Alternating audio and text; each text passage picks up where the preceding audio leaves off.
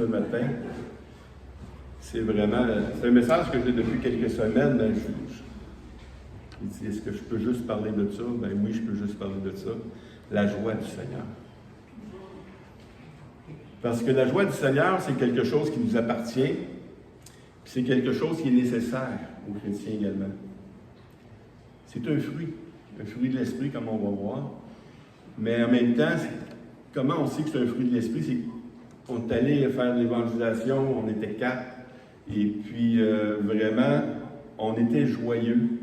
Moi, c'est ce qui m'a ressorti, malgré la peine et la douleur des ampoules, peut-être dans les hanches de quelques-uns, mais il y avait la joie. Et c'est essentiel d'avoir de la joie quand on fait du ministère. Pourquoi? Surtout dans l'évangélisation, tu arrives là, tu es tout piteux, et as-tu le goût de donner... tu n'as pas le goût d'avoir ça, tu n'as pas le goût d'adhérer à quelqu'un qui ne se sent pas bien, puis tout ça. Mais la joie, c'est un fruit de l'esprit, puis ça nous aide à faire les choses. Fait que j'ai pondu un peu cette prédication-là, mais pourquoi les gens ne sont pas joyeux souvent? C'est parce qu'ils comprennent mal la vie chrétienne en général. On a tous un héritage religieux, puis on a des pensées sur toutes sortes de sujets dans la Bible. Hein? Mais si nos pensées sont mauvaises, ou si l'héritage qu'on a eu, c'est pas selon la vérité, ben on n'est pas porté à être joyeux. Puis ça influence toute notre vie. Hier, encore, j'étais en train de parler avec une madame, puis on parlait de religion, puis elle parlait des fanatiques chrétiens aux États-Unis qui parlaient, ces fanatiques-là, ils empêchent l'avortement, puis tu sais qu'on s'en va, tu sais. Bien, c'est sa pensée, elle a reçu ça. C'est quoi la pensée? Eux autres, c'est une liberté de faire avorter. Ils n'ont pas cette mentalité-là, cette science-là, cette connaissance-là de Dieu, de ce qu'est un enfant. Pour eux autres, ce n'est pas un enfant, ça fait partie de ton corps. Mais ce que je veux dire par là, c'est que ce que tu raisonnes va te faire agir. Et le message d'aujourd'hui, c'est ça, c'est un peu dans cette lignée-là qui nous emmène à c'est quoi qui va nous rendre joyeux. Dans le monde, on a toutes sortes de choses qui nous rendent joyeux. Il y a le jeu, il y a les loisirs, peu importe, ça peut nous rendre joyeux, mais c'est tellement éphémère. Tandis que la joie du Seigneur est éternelle, si on la comprend bien. La vie chrétienne, c'est une vie joyeuse, si on la comprend bien. Pourtant, j'ai connu des chrétiens qui survivaient la vie chrétienne, parce qu'ils n'avaient pas compris c'était quoi la vie chrétienne. Eux, aller évangéliser, je ne suis pas pour aller les évangéliser, moi-même j'ai de la misère à vivre ma vie chrétienne, je ne vais pas lui demander d'être chrétien. T'sais. Il y en a comme ça, c'est vrai. Mais quand on comprend bien la vie chrétienne, quand on comprend bien que le fardeau que le Seigneur met sur nos épaules, il est doux et léger. Tu devrais être dans la joie, pas dans la détresse, pas dans l'obligation, pas dans l'amertume quand tu vois les autres, eux autres, ils ne viennent pas nous aider. Tu sais. Non. Si Dieu te demande de faire de quoi, tu devrais avoir la joie de le faire et non la colère également que les autres ne viennent pas t'aider. Parce que c'est un privilège de faire les choses pour le Seigneur. Puis ça remplit nos cœurs de joie. On va prendre un texte dans Néhémie 8. Il y a 3 diapos pour ce passage-là, fait qu'on va juste le lire. Puis ça exprime bien ce que je veux faire passer le message. Il dit, Esdras ouvrit le livre à la vue de tout le peuple, car il était élevé au-dessus de tout le peuple. Et lorsqu'il l'eut ouvert, tout le peuple se tient en place. Esdras bénit l'Éternel, le grand Dieu, et tout le peuple répondit en levant les mains, Amen, Amen. Et ils s'inclinèrent, se prosternèrent devant l'Éternel, le visage contre terre. Josué, Bani, Chérébia, Jamin, Akub, Shabbetai, Odija, Maaséja, Kalita, Azaria, Josabad, Hanan, Palaja et les Lévites expliquaient la loi au peuple et chacun restait à sa place. Ils lisaient distinctement dans le livre de la loi de Dieu. Il en donnait le sens pour faire comprendre ce qu'ils avaient lu. C'est pas juste de lire, c'est de comprendre également. Néhémie, le gouverneur, Esdras, le sacrificateur et les scribes, les Lévites qui enseignaient le peuple, dirent à tout le peuple, « Ce jour est consacré à l'Éternel votre Dieu. Ne soyez pas dans la désolation et dans les larmes, car tout le peuple pleurait en entendant les paroles de la loi. » Ils leur dirent, « Allez, mangez des viandes grasses et buvez des liqueurs douces, et envoyez des portions à ceux qui n'ont rien de préparé. Car ce jour est consacré à notre Seigneur. Ne vous affligez pas, car la joie de l'Éternel sera votre force. » Les Lévites calmaient tout le peuple en disant, « Taisez-vous, car ce jour est saint, ne vous affligez pas. » Et tout le peuple s'en alla pour manger et boire, pour renvoyer des portions et pour se livrer à de grandes réjouissances, car ils avaient compris les paroles qu'on leur avait expliquées. Donc, ici, on explique la parole de Dieu. La parole de Dieu peut produire quelque chose en nous. Elle produit quoi, la parole de Dieu? En premier, ça nous produit, écoute, on n'est pas à la hauteur, là. Hein, l'humilité, on a dit l'humilité. Ça produit une accusation également. Parce que personne, pas un chrétien, peut dire hey, « moi, je lis l'affaire. J'ai aucun... En lisant la loi, là, j'accomplis toute la loi. » Et personne. Donc, ça doit produire quelque chose en nous qui nous humilie et qui nous abaisse. Mais un coup, tu as compris la loi, tu es content. Parce que c'est la joie du Seigneur qui est notre force. C'est quand tu as compris que oui, je suis ça, mais Dieu a pourvu, ou Dieu va pourvoir. C'est un temps de réjouissance. On offre des choses et Dieu nous pardonne. Parce que le pardon fait partie de la loi de Dieu également. Il avait compris la parole qu'il leur avait expliquée. C'est pour ça qu'on peut se réjouir. Davantage, nous qui sommes sous la grâce, quand on entend des paroles, quand on lit des choses dans la parole de Dieu, puis on ne le fait pas, on ne sait pas comment faire, puis on a sauté, on a manqué le but dans notre vie. Est-ce qu'on doit se lamenter? Est-ce qu'on doit se retirer? Ou c'est une occasion pour revenir au Seigneur? Seigneur, tu m'éprouves? Bien, je vais me consacrer à toi. Puis je vais me réjouir de ce que tu vas faire maintenant. Parce que chaque homme, chaque femme peut avoir des temps difficiles dans leur vie, des temps qu'on ne comprend pas également, des situations, quand on est malade, quand on a un deuil, quand on a... Pourtant, la parole de Dieu nous dit de nous réjouir, même dans la persécution. On doit être joyeux. Pour nous, c'est insensé, là, tu sais. Mais quand tu comprends la parole de Dieu, tu es capable de le faire. Parce que les circonstances ici, c'est que temporaire. Mais on a une espérance, nous. On a une espérance des choses ça va finir, et puis on va avoir la victoire. Quand tu sais déjà que tu vas gagner la game, tu devrais être content. Hein? Parce qu'il n'y a personne qui sait où on s'en va, là. Avec la guerre, avec toutes sortes de choses, il n'y a personne qui le sait. Sauf le Seigneur. Puis nous, les chrétiens, qui nous a fait connaître qu'à la fin, c'est lui qui gagne. Fait que peu importe ce qui va arriver, on devrait avoir cette joie-là que les choses vont aboutir à quelque chose.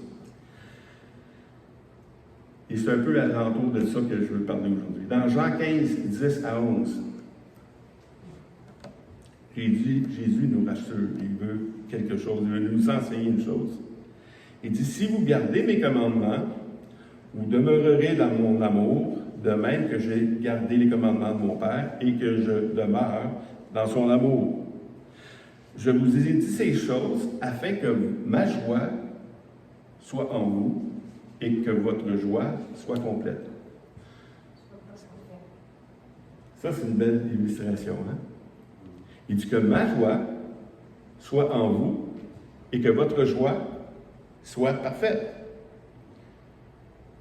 Une joie parfaite, c'est parfait. C'est pas juste une petite joie, c'est pas une joie temporaire, mais c'est pas une joie que nous produisons. C'est sa joie à lui qui est en nous. C'est pour ça que dans l'autre passage qu'on a vu, c'est que la joie de l'Éternel sera votre force. C'est sa joie. Sa joie, c'est ma joie. Vous savez, moi, quand ma femme est contente, je suis content. Sérieux, ça devrait être ça pour toutes les couples. Quand l'autre est content, tu devrais être content. Pas jaloux. Hein? Mais te réjouir que l'autre est satisfait, est bien, est en santé. Ça devrait te réjouir, tu devrais être content. Mais ici, il dit que la joie du Seigneur sera ta force. Mais pour que la joie du Seigneur soit ta force, il faut comprendre les choses. Il faut comprendre. Dans Jean 14, 14 à 16, si vous demandez quelque chose en mon nom, je le ferai. Si vous m'aimez, gardez mes commandements. Et moi, je prierai le Père, et il vous donnera un autre consolateur, afin qu'il demeure éternellement avec vous. Le contraire de la joie, c'est quoi? La tristesse, la peine, le doute. C'est toutes ces choses-là, c'est tous des synonymes qui est le contraire de la joie. Puis le Seigneur, il ne pouvait pas demeurer dans sa chair avec nous toujours. Donc, il dit, je vais vous envoyer le Saint-Esprit. Puis le Saint-Esprit, comment il l'appelle? Le Consolateur. Parce qu'on a besoin d'être consolé. Parce qu'il y a des choses qu'on ne comprend pas, mais le Saint-Esprit va venir nous faire comprendre des choses, puis on va pouvoir se réjouir après ces choses-là. Puis on dit aussi dans Jean 14, 26 à 27, mais le Consolateur, l'Esprit Saint, que le Père enverra en mon nom, vous enseignera toutes choses et il vous rappellera tout ce que je vous ai dit. Je vous laisse la paix, je vous donne ma paix, je ne vous donne pas comme le monde donne, que votre cœur ne se trouble point et ne s'alarme point. Wow! La paix. La paix, c'est indissociable de la joie. Tu ne peux pas être dans la joie si tu n'as pas la paix. Puis tu ne peux pas avoir la paix si tu n'as pas la foi. Tu ne peux pas avoir la foi si tu n'as pas d'espérance. Donc, le Seigneur nous dit que le Saint-Esprit, qu'est-ce qu'il va faire? C'est qu'il va, pour nous donner la paix, c'est qu'il va nous rappeler tout ce qu'il nous a enseigné. Puis l'enseigner, si tu le comprends bien, comment tu peux être inquiet après? Comment tu ne peux pas avoir la paix quand le Dieu qui a tout créé te promet des choses? Il va prendre soin de toi. C'est sûr que on a à vivre par la foi. Hein?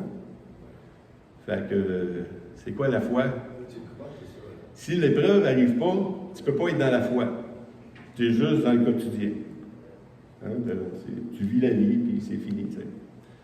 Mais avoir la foi et vivre par la foi, ça prend des occasions d'éprouver ta foi. Puis éprouver la foi, ça vient t'ébranler. Ça vient t'enlever ta paix. Si tu comprends mal l'Évangile, ça peut même te faire déraper. Mais si tu comprends bien l'Évangile, là, tu dis non. Ça, c'est une épreuve. Le Seigneur peut servir même de Satan pour nous éprouver. OK? Lui, il n'éprouve personne. Il faut être d'accord avec ça.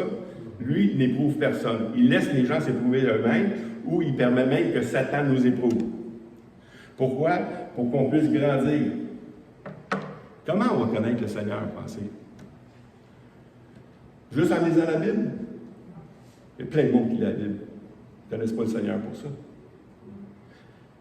Connaître le Seigneur, c'est vivre des expériences avec lui. Puis vivre des expériences avec lui produit en nous une joie. Parce qu'on découvre comment Dieu prend soin de nous dans chaque domaine de notre vie. Des fois, ça prend du temps. Des fois, le doute vient. Mais je dois faire quoi? La semaine passée, on a dit qu'il faut se rappeler qui qu'on est. On doit se rappeler notre héritage. Puis on doit se rappeler qu'est-ce qu'on peut faire. Si tu te rappelles ça, puis tu comprends bien qui tu es en Jésus-Christ, la peur s'en va.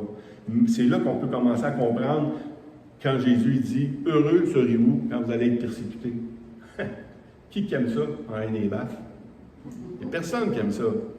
Mais vous pouvez être heureux, pourquoi? Parce qu'il y a un salaire qui va avec ça, il y a une récompense qui va avec ça, puis il y a quelque chose qui va arriver par rapport à ça.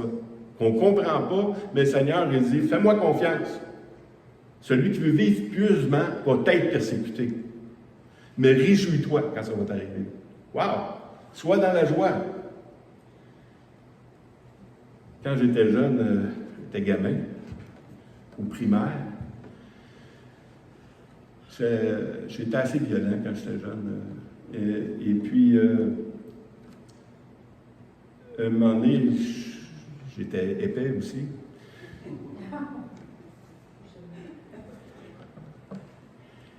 Et en me battant comme ça, j'ai tombé sur quelqu'un qui ne réagissait pas. Il ne réagissait pas au mal que je voulais faire. Puis ça m'a déboussolé. Imaginez s'il s'était mis à m'aimer en plus.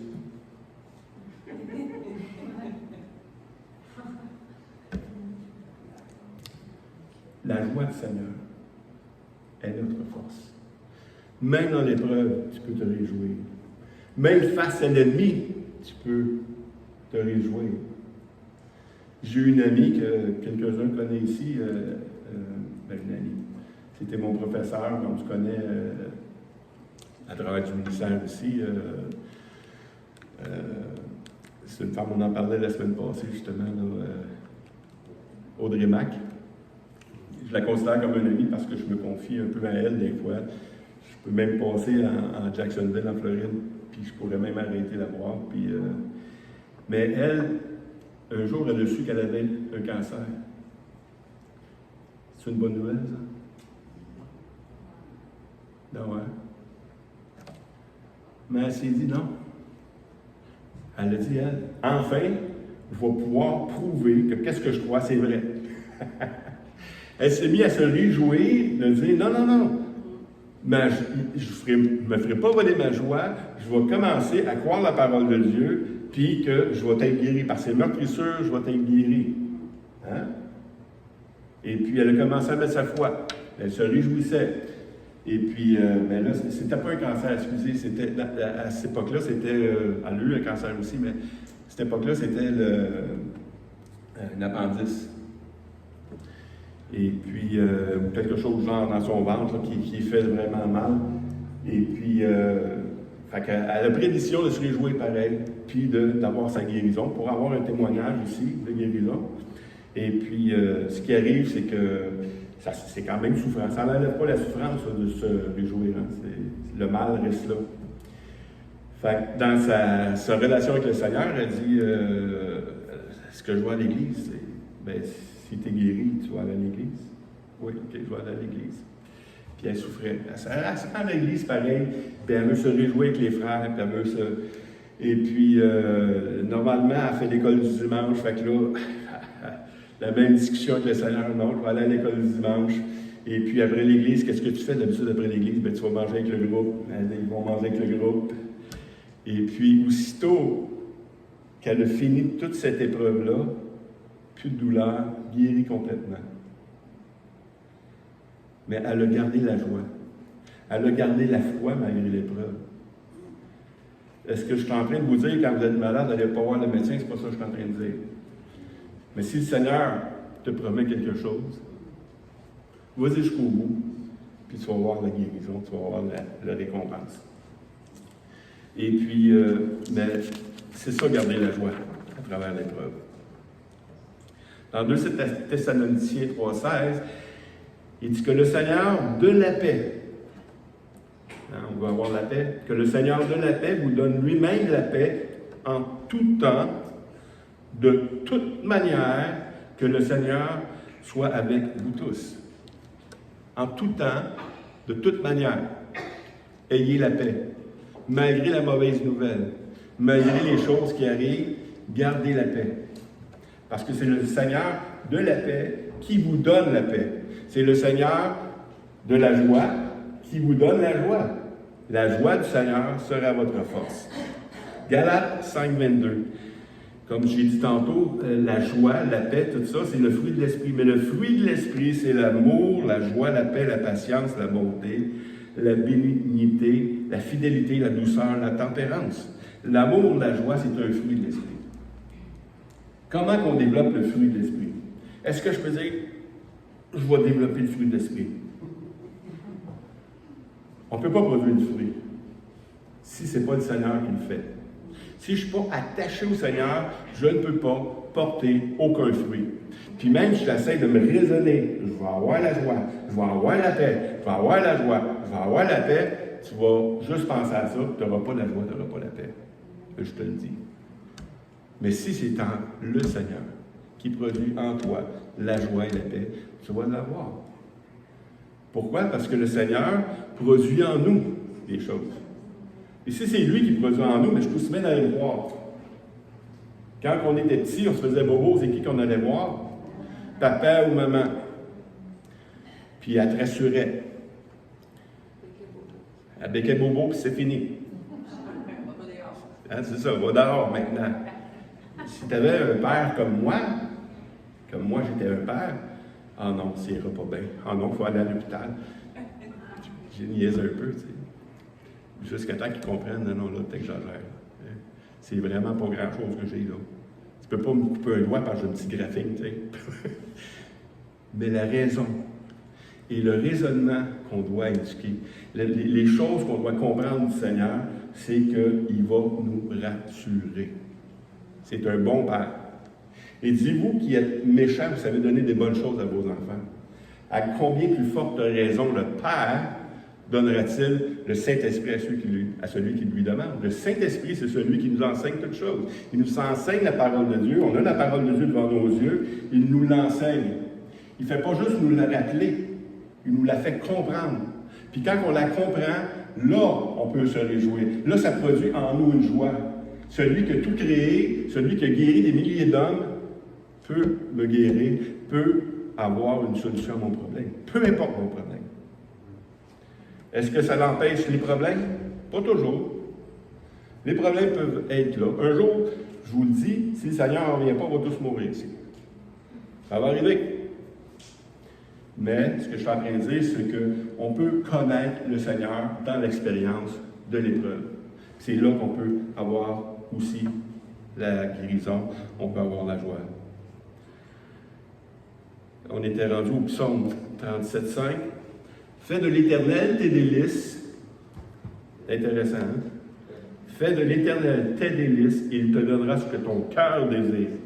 Recommande ton sort à l'Éternel, mets en lui ta confiance, et il agira. Wow! Il va agir. Pas moi qui l'écris. C'est Dieu qui l'écrit. Par David ou un autre dans les psaumes. Mais c'est pas grave, c'est écrit que mets ta foi en lui.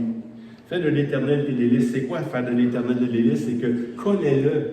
Fais de lui ton trésor. C'est pas juste, je vais appeler mon père une fois par année. Non, non. Régulièrement, sois dans la relation de ton Père Céleste. Va le connaître. Ne repousse pas l'épreuve, vis l'épreuve avec lui pour le connaître. Mets la parole de Dieu en application. Connais le Seigneur. Fais de l'Éternel tes délices, il te donnera ce que ton cœur désire. Si tu connais le Seigneur, s'il ne demandera pas des niaiseries, s'il va demander des vraies choses, et tu vas désirer des bonnes choses aussi.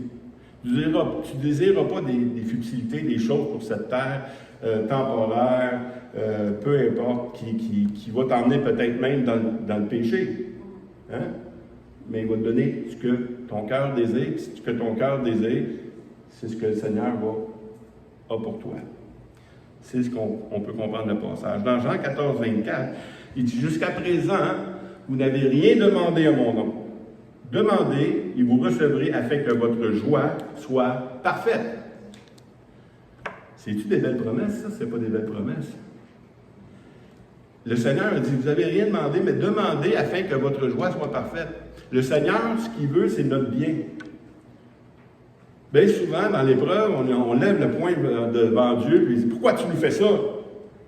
Pourquoi le Seigneur nous fait ça? Le Seigneur ne fait pas ça. Le Seigneur nous veut du bien. C'est ce qu'il veut pour nous. Jusqu'à présent, vous n'avez rien demandé. Mais, comme dans Proverbe 10, 28, il dit une autre chose. L'attente du juste n'est que joie. L'attente du juste n'est que joie.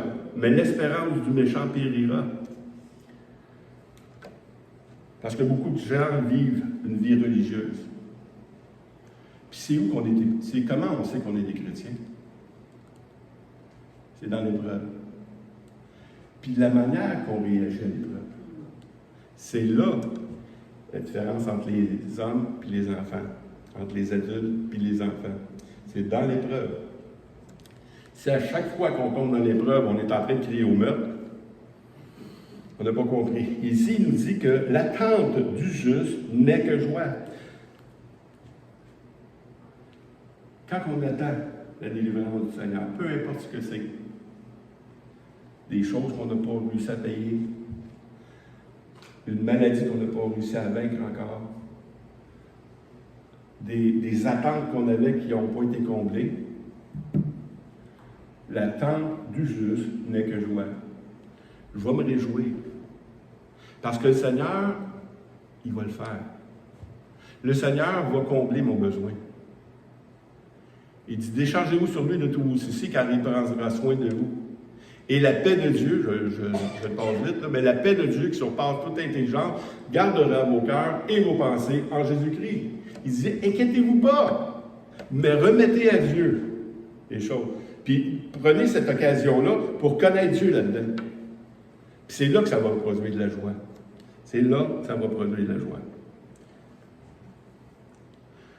Mais comme le psaume 51, 14 dit, « Rends-moi la joie de mon salut, qu'un esprit de bonne volonté me soutienne. »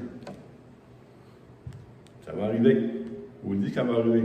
Quand ça arrive, quand tu entends la bonne nouvelle, quand tu entends le diagnostic, quand tu reçois une facture que tu n'as pas moyen de payer, ta première réaction, c'est pas « Hourra! » Non, ta première réaction, c'est « Wow! Comment je vais faire? » Mais Seigneur, ici, le psalmier dit « Rends-moi la joie de mon Seigneur. Donne-moi d'avoir confiance en toi. Je veux te connaître là-dedans. » Est-ce que vous avez déjà été déçu du Seigneur? Est-ce que quelqu'un ici a déjà été déçu du Seigneur? Non. On vit des choses qui sont difficiles. Mais quand tu es surpris, tu es en train de douter, tu dis non, il faut que je revienne à Dieu et que je mette en lui ma confiance. Dans Proverbe 17, 22, un cœur joyeux est un bon remède, mais un esprit abattu déchasse les jours. Wow! Un cœur joyeux, quelqu'un qui est dans la joie, ça produit quelque chose. C'est même prouvé scientifiquement que quelqu'un qui est joyeux, il guérit même des maladies. Même sans Dieu. Même toi avec Dieu. Avec Dieu, un cœur joyeux est un bon remède. Donc, est un bon remède. Dans Éphésiens 5, 18, 20, il dit, ne vous enlivrez pas de vin, c'est de la débauche, mais soyez au contraire remplis de l'esprit. Comment qu'on devient joyeux? C'est en étant rempli de l'esprit. Comment qu'on fait ça? Comment qu'on fait ça? Quelqu'un peut me dire comment qu'on fait pour être rempli de l'esprit? Parce qu'il y en a qui vont dire, ouais, mais quand tu as été sauvé, tu étais rempli de l'esprit, tu sais, ouais. Croire la parole de Dieu et l'expérimenter. L'expérimenter. Si tu le crois, tu t'attends à ce que tu vas le vivre à un moment donné. Oui. Il va se passer des affaires. Il va se passer des affaires. Un enfant de Dieu. Être rempli de l'esprit, c'est un commandement. Soyez remplis de l'esprit. En se rappelant les choses. En se rappelant la parole. en ayant une communion fraternelle avec les autres, puis s'encourageant, dire non, moi j'ai vécu ça, puis tu sais, mets ta foi en Dieu, repose-toi sur lui, puis tu vas voir, on va prier ensemble, puis tu vas voir Dieu agir. Contre les bienfaits de Dieu, tu vas voir. Contre tout ce qu'il a fait dans ta vie. Tu vas voir que la petite épreuve que tu vas avoir dans ta vie, c'est rien. C'est rien, c'est temporaire. Il va faire quelque chose.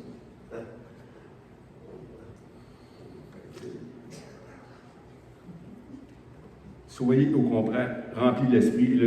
La suite du texte dit: entretenez-vous par des psaumes, des hymnes, des cantiques spirituels, chantant et célébrant de tout votre cœur les louanges du Seigneur. Ça veut dire quoi, ça, louer le Seigneur de tout votre cœur? C'est dans la joie. Mais il dit, avant ça, il dit: entretenez-vous de ça. Ça veut dire qu'on a besoin d'encouragement des frères. On a besoin de l'Église, autrement dit. On a besoin du feu du peuple de Dieu. Si on n'est pas connecté à une Église, on doit se connecter à une Église, on doit avoir la chaleur que le Seigneur nous donne. On doit avoir la communion, parce qu'il dit: soyez en communion avec nous. Or, notre communion est avec le Père et avec son Fils. C'est ensemble. C'est là que Dieu donne la bénédiction de la vie pour l'éternité. Rendez continuellement grâce pour toutes choses. Grâce pour toutes choses. À Dieu, le Père, au nom du Seigneur Jésus, rendez continuellement grâce à Dieu pour toutes choses. On en parlait il y a 2 semaines avec Daniel, le responsable de l'Église baptiste, parce qu'on est allé manger une semaine chez eux. Puis comment est-ce qu'il y a des gens qui ont cette habitude-là de remercier Dieu en toutes circonstances. Toutes circonstances. On ne remercie pas Dieu nécessairement pour l'épreuve, mais que Dieu va nous sortir de là. Puis j'avais entendu ça, cette histoire-là, même, il y en a qui disent, il avait passé tellement une mauvaise journée, du matin jusqu'au soir, il avait passé une journée terrible, et puis le soir, il a réussi à rendre gloire à Dieu. Vous savez qu'est-ce qu'il dit? Il dit: merci Seigneur, que tous les jours ne sont pas comme celui-là. Tu peux rendre gloire à Dieu pour toutes choses. Amen. Fait qu'on doit rendre à Dieu pour toutes choses. Philippiens 4 à 7. Réjouissez-vous toujours dans le Seigneur, je le répète, réjouissez-vous. Que votre douceur soit connue de tous les hommes, le Seigneur est proche. Ne vous inquiétez de rien, mais en toute chose faites connaître vos besoins à Dieu par des prières, des supplications, des actions de grâce, et la paix de Dieu qui surpasse toute intelligence gardera vos cœurs et vos pensées en Jésus-Christ. On doit faire ça. On ne doit pas s'inquiéter, même si on a tout sujet à s'inquiéter, mais on doit faire quoi? Faire connaître nos besoins à Dieu. C'est pour ça que c'est la joie du Seigneur côté de ta force.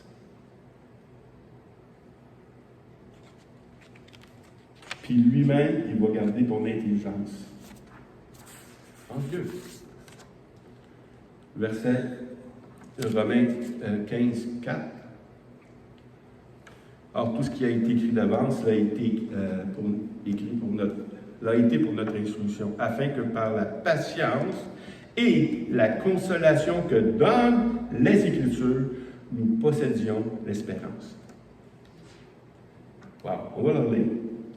Or, tout ce qui a été écrit d'avance l'a été pour notre instruction, afin que par la patience et la consolation que donnent les Écritures, nous possédions l'espérance.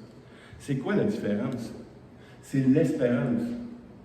L'espérance qui nous est donnée dans la Bible, en Jésus-Christ, c'est plus grand que tout ce qui peut nous arriver.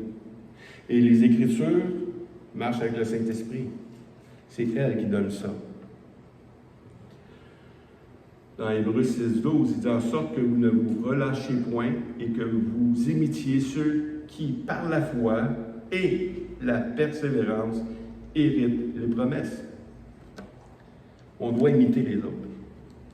C'est sûr qu'on ne doit pas se confier dans l'homme, dans le sens que, tu sais, mais si tu vois des hommes de foi, si eux qui sont capables de vivre ça avec le Seigneur, c'est pourquoi nous, on ne serait pas capables? Tu sais? La joie, là, ça vient du Seigneur. Puis Dieu agit avec chaque personne. Si c'est vrai ce qu'il a vécu, bien moi aussi je suis capable. S'il était capable de sortir de cette épreuve-là, ou d'accomplir tel ministère, ou de faire peu importe la chose, si Dieu est capable de faire quelque chose avec quelqu'un, il peut le faire avec nous aussi. Amen. Imitez ceux qui, par la foi et la persévérance. Souvent, on a la foi, mais on n'a pas la persévérance. Parce que ça tarde. Mais quelqu'un a dit, Seigneur, il n'est jamais en retard. Il n'est jamais tard. Des fois, ça arrive tard, mais il n'est pas en retard. C'est jamais trop tard. Mais quand ça arrive, qu'est-ce que ça produit? La joie. La joie. Mais on devrait avoir la joie avant.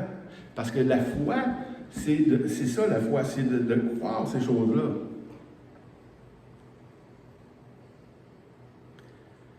2 Corinthiens 13, 4 à 5, il dit « Car il a été crucifié à cause de sa faiblesse, mais il vit par la puissance de Dieu. » Nous aussi, nous sommes faibles. Vous êtes d'accord avec ça? Nous aussi, nous sommes faibles. En lui, mais nous vivons avec lui par la puissance de Dieu pour agir envers vous. Examinez-vous vous-même pour savoir si vous êtes dans la foi. Éprouvez-vous vous-même, ne reconnaissez-vous pas que Jésus-Christ est en vous, à moins que vous ne soyez réprouvés. La foi est là pour nous éprouver. Puis on doit s'éprouver soi-même. Puis quand je suis trop dans l'inquiétude, pose-toi la question, est-ce que je crois vraiment au Seigneur? Est-ce que je m'attends vraiment à lui? On doit s'éprouver. C'est pas les autres qui doivent t'éprouver. Ça, c'est plat. C'est un jugement. On vit des choses différemment. Stéphane qui a mal aux pieds, puis moi j'ai mal aux pieds, le même mal. On a mal aux pieds tous les deux, mais c'est pas, on ne supporte pas la même souffrance, les deux. On est fait tous différents, puis on ne doit pas se juger les uns et les autres. En plus. Non, moi, ça me fait moins mal. Elle est fortifiée, la mienne. Dans Hébreux 11, 6, 1 et 6, or la foi est une ferme assurance des choses qu'on espère, une démonstration de celles qu'on ne voit pas. C'est ça. La foi, c'est comment tu peux montrer que tu as la foi? C'est une ferme assurance des choses qui s'en viennent. Je me réjouis de ça. Puis déjà, je peux me réjouir. Parce que ma foi s'appuie sur la parole de Dieu. Or, sans la foi, il est impossible de lui être agréable, car il faut que celui qui s'approche de Dieu croit, que Dieu existe, mais aussi qu'il est le rémunérateur de ceux qui le cherchent. Il est le rémunérateur, c'est celui qui fait les choses au milieu de nous. C'est lui qui le fait. Essayons pas de faire les choses par nous-mêmes, on va être déçus. Ça ne marche pas. Ben, t'essayes de le faire. Oui. Ben, laisse le Seigneur le faire maintenant. Là, ça va s'accomplir. Là, tu peux être dans la joie. Et le dernier passage, qui résume tout ce qu'on a dit jusqu'à présent, dans Romains 15, 13, il dit que le Dieu de l'espérance, le Dieu de l'espérance, c'est le Dieu qui donne l'espérance, vous remplit, c'est lui qui le fait de toute joie, de toute paix, dans la foi, pour que vous abondiez en espérance par la puissance du Saint-Esprit. Wow! Ça résume bien tout ce qu'on a dit depuis tantôt. Il y a tous les éléments ici pour être dans la joie. Pourquoi? Parce que c'est lui qui va le faire. Amen. Donc, on se remet au Seigneur. Seigneur Dieu, merci pour ta parole. Ta parole qui nous situe par rapport à toi, Seigneur. Tu es celui qui a tout créé, celui qui soutient toutes choses, qui donne même l'intelligence, la sagesse, la force, toutes choses venues de toi. Et on peut venir à toi parce que tu as fait de nous tes enfants. Et tu prends soin de tes enfants.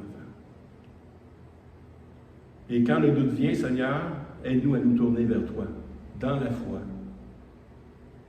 Apprends nous-mêmes à nous réjouir de ce qu'on va te connaître dans cette épreuve. Et on va pouvoir être des témoins vivants de ce que tu fais encore aujourd'hui.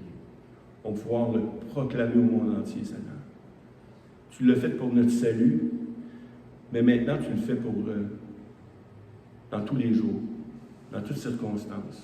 Tu nous apprends à vivre avec toi. Et Seigneur Dieu, la vie éternelle, c'est de te connaître. Donc, on veut te connaître davantage, Seigneur Dieu. On veut apprendre à te faire confiance dans toute situation. Viens notre secours.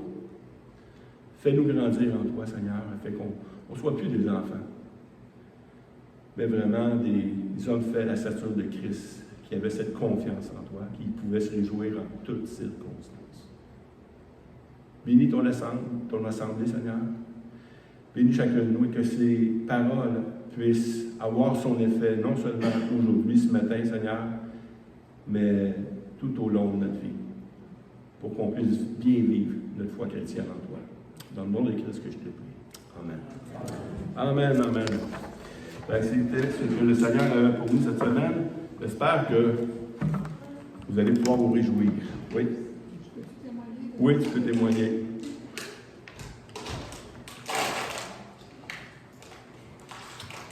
Donc, depuis 3 mois, je cherchais un logement. Puis j'ai un petit chien. Il faut que je sois au rez-de-chaussée parce que j'ai mal au genou. Tu prends les choix de son enfant. Bon, depuis 3 mois, je me cherchais un logement. Est-ce que vous entendez? Là, il est Proche-le. Bon. OK. Depuis 3 mois, je me cherchais un logement. Il fallait qu'il soit au rez-de-chaussée. J'ai un petit chien. Je mettais des conditions, Seigneur, tout ça.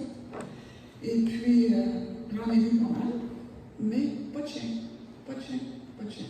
Tout le temps, pas de chien. Puis moi, je voulais me débarrasser de mon chien, pas question. C'est mon petit bébé. Fait que, à un moment donné, la semaine, j'étais dehors, puis je m'attendais, j'avais un c'est pas d'allure, c'est pas. Fait que là, je l'ai offert à Claude, puis à Sylvain. Puis on dit, on va la prendre, ton chien, ça fait longtemps que j'en ai un comme ça. C'est top. Fait que là, c'est correct. Là, je me trouve à un logement. OK, il était à 8 marches. Après ça, il faut monter à la chambre, il y avait une vingtaine de marches. J'ai dit, je vais monter une marche à la fois. Et, pas de comptoir. Mais en tout cas, j'ai dit, je vais le prendre, mais je n'ai pas rien signé encore. Fait que j'ai été pour 2-3 semaines avec cette idée-là. Puis à un moment donné, la semaine passée, il m'appelle. Il dit, là, je te demande de mettre 5 piastres, 2 mois d'avance. Fait que là, moi, j'étais assez énervée en dedans, là. J'ai été malade toute la nuit, puis le lendemain. Puis à un moment donné, j'ai dit, va en chercher un autre, il va se. Lui, là. Fait que je me suis relevée, autrement dit. Le Seigneur, je me relevé, j'en ai cherché un, j'ai appelé, ils m'ont dit, viens visiter après-midi. Puis là, avant d'être rendu là, je dis au Seigneur, faites quoi, là? Tu sais que je suis fatiguée, j'en peux plus, là. Puis il savait, je m'en vais là, elle me prend tout de suite. Un logement au rez-de-chaussée, mon petit chien, tout ce que j'avais besoin, un grand 3,5, là. Pas un petit affaire comme j'avais vu, là. Pas de marche à monter. Pas de marche à monter. Il y a un comptoir. Hein? Il y a un comptoir. Il y a un grand comptoir. J'étais assez contente, là. Je l'en ai partagé avec Sylvain, là. Je suis flotte, là. Donc là, il reste, puis je déménage pas pour 1er novembre, le 1er octobre, la semaine prochaine. Fait que là, je fais des boîtes, puis j'ai encore quelques petits besoins, mais le Seigneur me répond. Je le sais. Fait que nous, on est là parce que même dans ces petits détails-là, le chien, là, pour moi, c'est. Amen. Amen. Elle dit, vous avez prié fort, hein, pasteur? Ben, je ne peux pas prier fort. Juste à prier. Juste à y remettre. C'est tout ce qu'on peut faire. Puis on remet les choses au Seigneur, puis les choses quand elles arrivent. Le Seigneur a un peu de joie. Il dit que votre joie soit parfaite. Alors, je ne sais pas si elle a vous hier, regardez la télévision dans l'Est du Québec, dans l'île Atlantique, c'est-à-dire au Maritime. J'ai écouté le reportage de 6 h le matin jusqu'à 6 h hier soir, en anglais, en français. Pas une seule fois, on a prononcé le mot prière Jésus, Dieu. Donc, seulement qu'on est leur bien, ils ont vraiment connu Jésus. Non. Alors, je vais conclure ces gens-là, parce que si on prend les nouvelles, il y aurait seulement une perte de vie dans tout ce qui s'est passé. Je vais gloire à Dieu. Ouais. Amen. Ils disent pas de prière, ils disent rien, mais ils disent c'est un acte of God. C'est l'acte de Dieu qui produit ça. Fait qu'on va juste rendre gloire à Dieu pour. Malgré, il n'y a rien. C'est du matériel. Tu sais, c'est des choses. Tant qu'il n'y a pas trop de vies brisées, il y a des ménages, il y a des maisons qui sont brisées. Mais c'est quoi ça? Ils ne seront plus là dans 100 ans, de toute façon, ces affaires-là. Mais rendons gloire à Dieu pour les vies. Seigneur, il y a eu des grandes choses qui sont passées, Seigneur Dieu, par cet ouragan, Seigneur. Et ça fait peur, c'est inquiétant, mais tu as mis ta main pour sauver ces gens. Et on te remercie, Seigneur. Merci de protéger les bons et les méchants. De protéger, Seigneur Dieu, ta création, ta créature. Seigneur, le reste, ça se rebâtit. Mais une vie perdue, c'est trop tard. Et on veut te prier, plus spécifiquement pour les chrétiens là-bas, afin qu'ils puissent encourager ceux qui les entourent. Que tu puisses mettre une distinction, pas dans la destruction qu'ils n'ont pas eue, mais dans l'attitude face à tout ce qui arrive, Seigneur Dieu. Qu'ils puissent emmener cette confiance en toi, qu'ils puissent témoigner que malgré tout, on peut te faire confiance. Dans le nom de Jésus, encore une fois.